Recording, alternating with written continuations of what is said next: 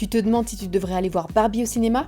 Hi Barbie! Hi Ken! Voici mon avis. Déjà, c'est quoi un film Barbie? Je pense qu'on s'est tous posé la question. Mais de quoi vont-ils bien pouvoir parler dans ce film? Et avant d'y aller, je savais toujours pas. Promis, je ne spoil pas. Le film débute et on est aussitôt happé et subjugué par Barbieland. Tant par les décors incroyables. Bravo à la chef décoratrice et à l'accessoiriste, que par l'outrecuidance et l'exubérance qui se dégagent des différents personnages. Tout est merveilleusement faux à Barbieland. La réalisatrice, Greta Gerwig, évoque une artificialité authentique. Le faux est tangible, comme dans les jeux imaginaires des enfants. Barbie se sert un verre, mais il n'y a pas de liquide. Elle se prend une douche, mais il y a point d'eau qui coule. Les vagues en bord de plage sont figées, ce qui vaut d'ailleurs une scène mémorable avec Ken. On y retrouve aussi différents modèles de Barbie qu'on a connus enfant ou dont on a entendu parler. Puis un événement inattendu pousse Barbie à se rendre dans le vrai monde. Et là pour elle, c'est la désillusion la plus totale. Alors qu'elle pensait être une véritable source d'inspiration pour les jeunes filles, elle est précisément la cause de leur mal-être. Mais pour Ken qui l'accompagne, c'est le bonheur absolu, puisqu'il découvre le patriarcat. Quand on parle des poupées Barbie en général, les sentiments à son égard sont souvent très mitigés. Il y a ceux qui critiquent sa beauté établie sur des standards irréalistes, générant ainsi un certain manque de confiance en soi auprès des jeunes filles.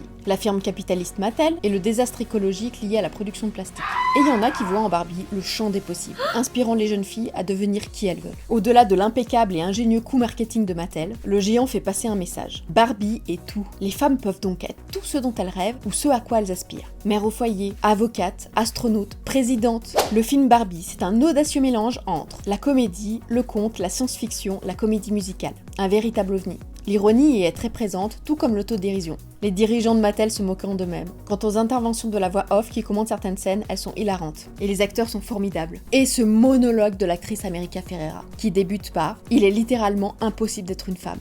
Waouh, c'était poignant et tellement vrai. Ça nous rappelle aussi qu'au lieu de se pourrir la vie entre nous, les nanas, de se critiquer continuellement, de toujours voir nos différences, ce serait tellement génial et bon pour chacune d'entre nous que nous nous soutenions et acceptions le fait qu'on soit toutes différentes, sans jugement aucun, car on est toutes confrontées aux mêmes difficultés et aux mêmes défis. Ken nous rappelle aussi que certains hommes sont parfois démunis face à certaines femmes, mais c'est certainement pas en jouant les machos et en voulant prendre le pouvoir sur elles qu'ils vont trouver leur équilibre et leur bonheur. Ils méritent eux aussi d'être entendus, soutenus, et de pouvoir exprimer librement leurs émotions, leurs aspirations. J'ai pu apercevoir sur les réseaux sociaux que les masculinistes montaient au créneau suite à la sortie du film. Selon moi, ils ont rien compris au film, ou alors ils ont perçu que le premier degré. Il est pas question ici de placer la femme au-dessus de l'homme, mais de trouver un juste équilibre, où chacun, homme, femme ou non-binaire, trouve sa place, trouve un sens à sa propre existence, sans se définir au travers du regard de l'autre, et qu'il soit en mesure de remettre en question ses habitudes pour s'introspecter et se libérer des pressions inutiles et imaginaires. Certes, c'est un coup marketing impeccable de Mattel qui justifie avec brio le bien fondé de la Barbie. Et puis alors, je vais m'empresser d'aller acheter une Barbie? Non.